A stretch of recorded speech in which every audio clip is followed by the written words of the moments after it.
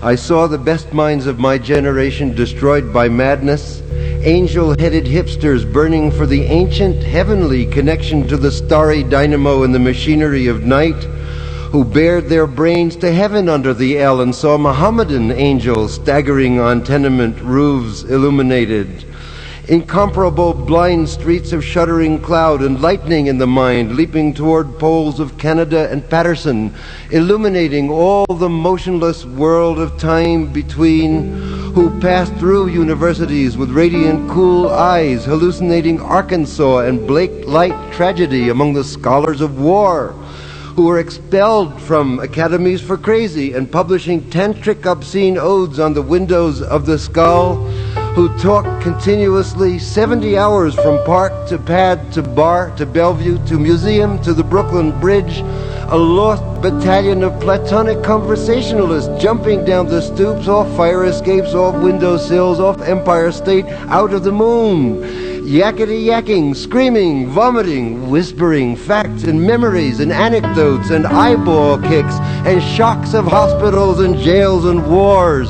Whole intellects disgorged in total recall for 7 days and nights with brilliant eyes, meet for the synagogue cast on the pavement,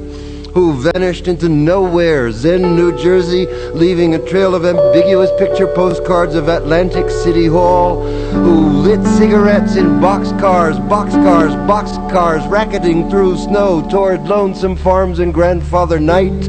who studied Plotinus, Poe, St. John of the Cross, telepathy, and Bob Kabbalah because the cosmos instinctively vibrated at their feet in Kansas, who loaned it through the streets of Idaho seeking Vine Delora or other visionary Indian angels who were visionary Indian angels, who thought they were only mad when Baltimore gleamed in supernatural ecstasy, who jumped in limousines with the Chinamen of Oklahoma on the impulse of winter, midnight, street light, small town rain, who lounged hungry and lonesome through Houston, seeking jazz or sex or soup,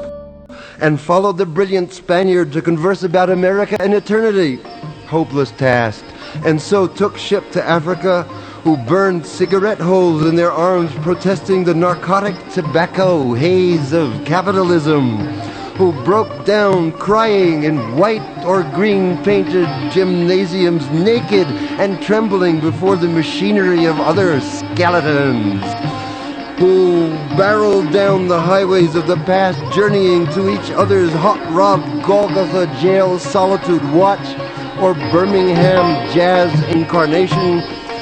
who drove cross-country 72 hours to find out if I had a vision, or you had a vision, or he had a vision, or we had a guru, or you had a guru, or they had a guru, to find out eternity, who journeyed to Denver, who died in Denver, who came back to Denver and waited in vain, who watched over Denver and brooded and loaned in Denver and finally went away to find out the time. And now Denver is lonesome for her heroes, who fell on their knees in hopeless cathedrals, praying for each other's salvation and light and breasts, until the soul illuminated its hair for a second, who retired to Mexico to cultivate a habit, or Rocky Mount to tender Buddha, or Tangier to boys, or Southern Pacific to the black locomotive, or Harvard to Narcissus to Woodlawn, or the daisy chain, or grave, and who ran through the icy streets obsessed with a sudden flash of the alchemy of the use of the ellipse, the haiku, catalog, meter, and vibrating plane, who dreamt and made incarnate gaps in time and space through images juxtaposed, and trapped the archangel of the soul between two visual images, and joined the elemental verbs and set the noun and dash of consciousness together, jumping with sensation of pater omnipotens, aeterna deus, and rose reincarnate in the ghostly clothes of jazz in the gold horn shadow of the band, and blew the suffering of America's naked mind for love into an Eli, Eli, lama, lama, sabachthani, om, ah, home saxophone cry that shivered the cities down to the last radio.